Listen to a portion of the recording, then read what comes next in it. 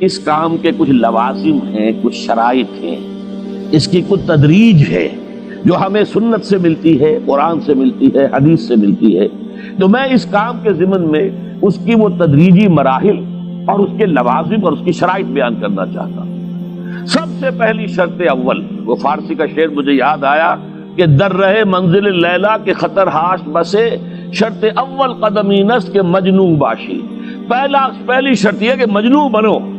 تو یہاں کا پہلی شرط کیا ہے؟ پہلے صاحب ایمان بنو، ایمان تمہارے دلوں میں ہو۔ یا ایھا الذین آمنوا آمنوا باللہ ورسولہ، یعنی ایک ایمان تو تمہیں حاصل ہے، اقرار باللسان، وہ تو تمہیں والدین سے مل گیا، عقیدہ تمہارا ہے، متوارث جو ہے تم عقیدے کو مانتے ہو، لیکن دلی یقین والا ایمان حاصل کرو۔ اصل میں اس کے بعد گاڑی چلتی ہے، اس کے بعد جو ہے نتائج نکلتے چلے جائیں گے، لیکن اگر وہاں ایمان کی کمزوری ہے تب اوپر سے کوششیں کریں گے، نتیجہ نہیں نکلے گا، آگے ہم بڑھ نہیں سکیں گے، ہمارے جو جد و جہد ہے وہ کامیابی سے ہمکنار نہیں ہوگی۔ اس جیسے ہی ہے جیسے ہم درخت لگانا چاہ رہے ہیں جس کی جڑ ہی نہیں ہے، آپ زمین کھود کر درخت جو اس کے اندر گاڑ دیں گے تو زمین تو نہیں پکڑے گی اس کو، وہ تو نیچے سے جڑ ہو اور پھر درخت جو ہے اس سے ابھرے، تو وہ ہوتا ہے کہ جس کے لیے یوں سمجھیے سرسبز درخت بنے گا۔ اس حوالے سے سب سے پہلا قدم کیا ہے؟ ہم اپنے گریبانوں میں جھانکیں، اپنے دلوں کو ٹٹولیں، وہ یقین والا ایمان ہے یا نہیں؟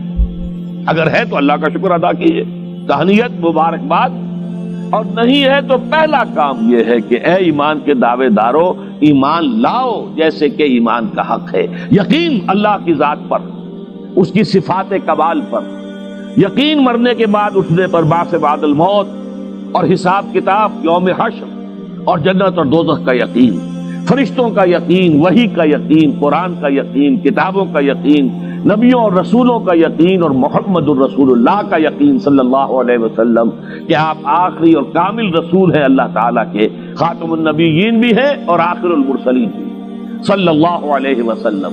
یہ یقین پہلے پیدا ہونا چاہیے۔ تو اب ظاہر بات ہے کہ جب میں نے یہ بات اتنی بڑی کہی ہے تو پھر مجھے یہ بھی بتانا چاہیے یقین کہاں سے ملے گا، کون سی دکان ہے، سپر مارکیٹ کوئی ہے جہاں پر کہ یہ جنس بکتی ہو؟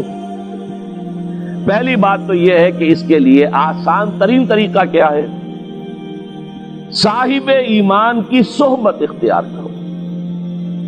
جیسے آپ بھٹی کے آگے بیٹھیں گے تو حرارت پہنچ جائے گی، آپ برف کی سل کے قریب بیٹھے ہوں گے ٹھنڈک پہنچ جائے گی۔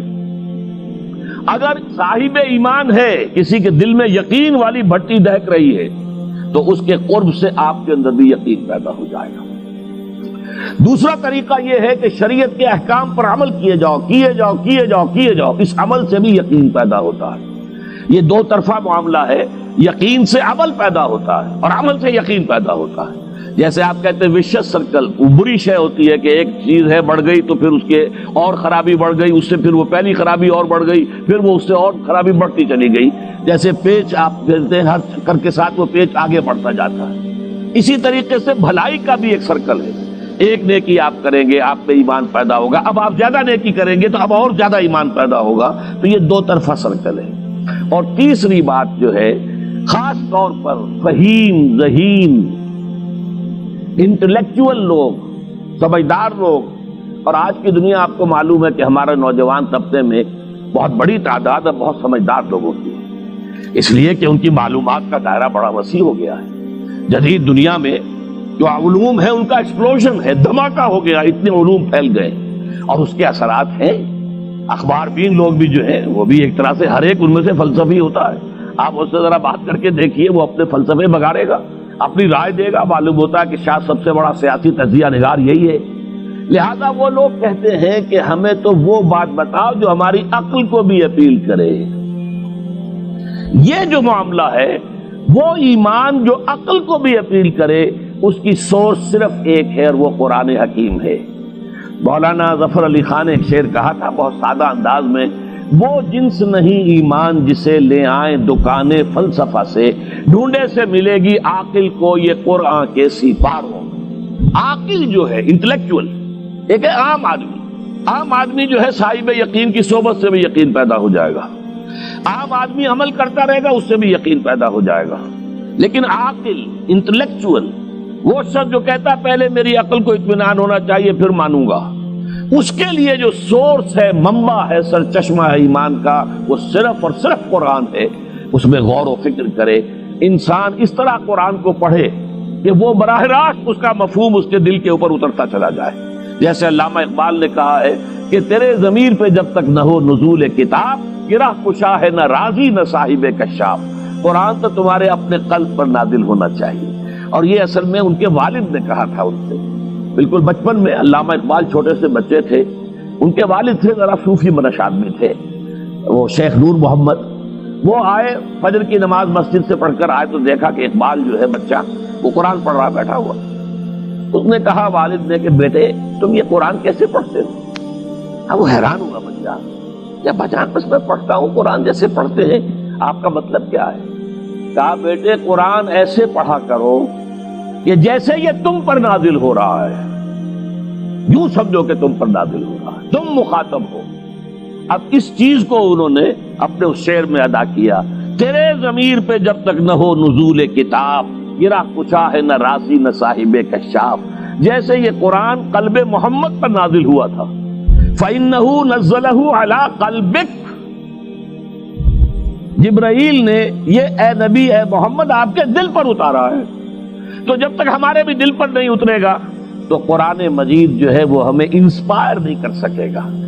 ترجمہ آپ پڑھیں گے، کچھ آپ کو معلوم ہو گیا اس کا مطلب یہ ہے، تفسیر پڑھا، اچھا جی ٹھیک ہے فلاں مفسر نے یہ لکھا ہے، فلاں نے یہ لکھا ہے، یہ معلومات تو مل جائیں گی، لیکن وہ اندر سے جو موٹیویشن ہوتی ہے، اندر سے جو جذبہ ابھرتا ہے، اندر سے جو ایمان جو ہے چشمے کی طرح قلب کی گہرائیوں سے ابلتا ہے، وہ نہیں ہوگا۔ وہ اسی وقت ہوتا ہے کہ جب وہ انٹلیکچوئل آدمی جو ہے وہ کم سے کم اتنی تکلیف ضرور کرے کہ اتنی عربی سیکھ لے کہ عربی جو ہے قرآن مجید اس کے براہ راست قلب پر نازل ہو سکے، وہ ترجمہ نہ دیکھے۔